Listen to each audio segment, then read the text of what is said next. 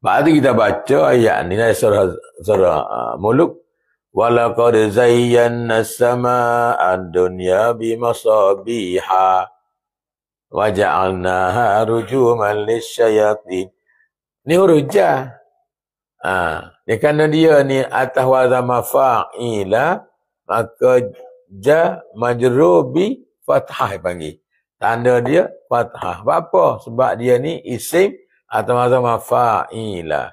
Lepas tu dia masabiha. Tak kata masabihi. Itu dia. So, 2. 3. Huruf ya. Huruf ya. Huruf ya tu jadi tanda majrur. Contoh ginilah. Salam tu lekor banyak. Alal muslimin. Alal muslimin. Tek. Ala atas al muslimina. Itu dia.